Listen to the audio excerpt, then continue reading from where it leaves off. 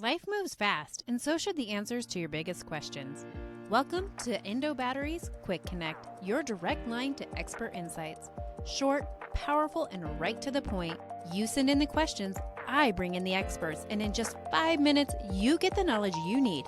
No long episodes, no extra time needed. And just remember, expert opinions shared here are for general information and not for personalized medical advice. Always consult your provider for your case-specific guidance. Got a question? Send it in, and let's quickly get you the answers. I'm your host, Alana, and it's time to connect.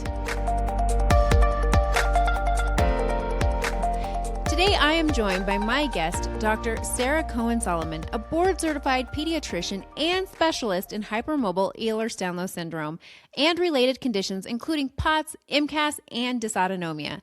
But what makes her perspective especially powerful is that she's not just a physician, she's also a patient. After years of navigating chronic pain, misdiagnoses, and medical gaslighting herself, Dr. Cohen Solomon now combines clinical expertise with lived experience to deliver truly whole person care. Her work is reshaping how we understand and treat complex, often overlooked conditions, especially in kids who are too often dismissed. Please help me in welcoming Dr. Sarah Cohen Solomon to the table.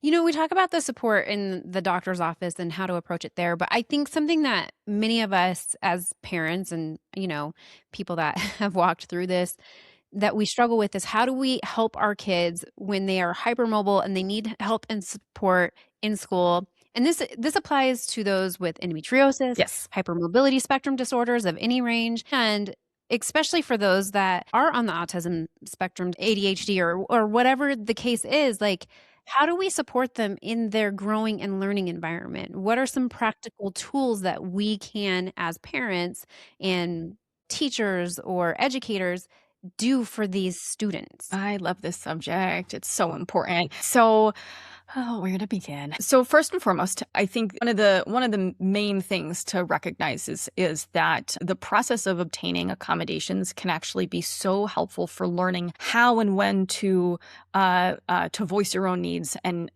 advocate for yourself through the process of obtaining accommodations.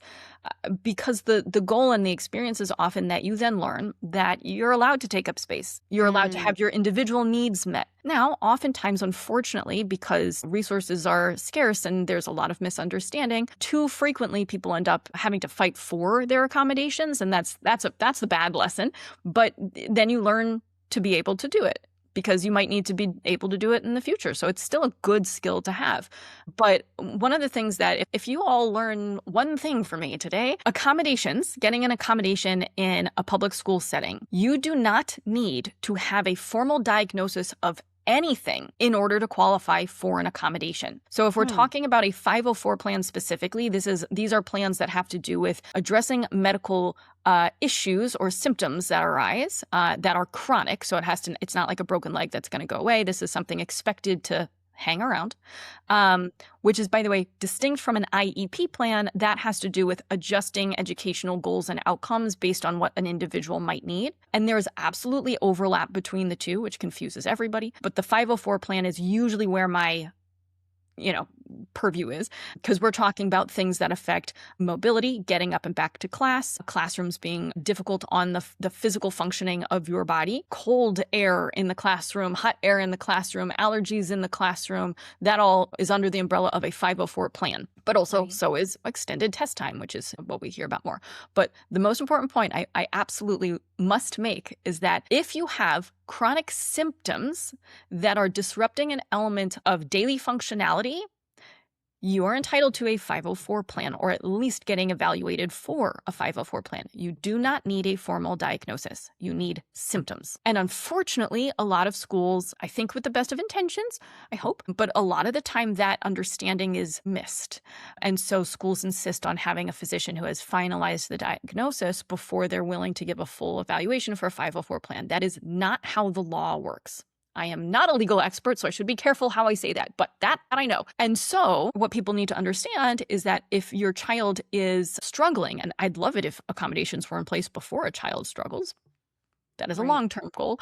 But if you're seeing that your child is struggling because of physical symptoms or even emotional symptoms, whatever it is, you can and should have an evaluation for whether accommodations are appropriate and what those might be. Now, you can look online. I'll be able to post some on my own website shortly, but you can look online for 504 plan like templates.